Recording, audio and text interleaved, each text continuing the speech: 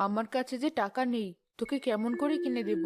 তোর বাবাও তো সকালে মাঠে চলে গেছে। তাছাড়া তুই মাটির ব্যাংক নিয়ে কি করবি? কেন? টাকা জমাবো। এরপর যখন ব্যাংকটা ভরে যাবে, তখন সেই টাকা দিয়ে অনেক রকম জিনিস কিনবো। পাগল ছেলে, আমরা গরিব মানুষ, দুই বেলা ঠিক মতো খেতে পারি না। তুই ব্যাংকে রাখার টাকা কোথায় পাবি? আমি কিছুই জানি না, তুমি আমাকে ব্যাংক কিনে দেবে। আমার হাতে সময় নেই মা, আমাকে যেতে হবে। তোমরা কি সত্যি ব্যাংক নিবে? চাচা, আমার কাছে মাত্র 5 টাকা আছে। ব্যাংকটা কিনবো কিভাবে? ঠিক আছে, আমাকে 5 টাকায় দাও।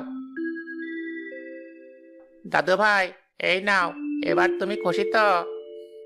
ধন্যবাদ দাদু। এই নিন টাকা। আপনি অনেক ভালো। আপনার কথা আমার সবসময় মনে থাকবে। তুমি খুব দুষ্ট। বেঁচে থাকো। আজ আমি আসি।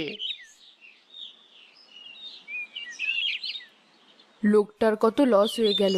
এমন আর কখনো করবি না। পরে আবার লোকটার সাথে দেখা হলে বাকি টাকা দিয়ে দিতে হবে। মা, কোথায় ছিলে তোমরা? ছাগল ডাকতে ডাকতে মাঠে চলে গিয়েছিল। মাঠে এখন মানুষের কত ফসল, আর একটু হলে তো অন্যের ফসল নষ্ট করতো। বেশ করেছিস ছাগল বেঁধে রেখে। এই ছেলেটাকে নিয়ে আমার যত জ্বালা। যা বলবে তাই করতে হবে।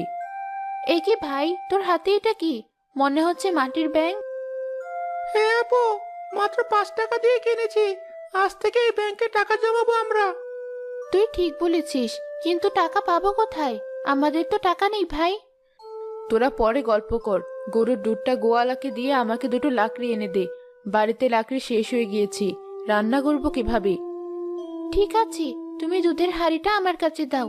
ভাই, তুই মাটির ব্যাংকটা রেখে আমার সাথে চল। ঠিক আছে আপু।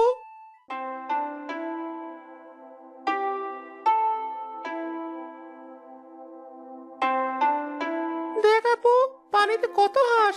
আমাদের যদি এমন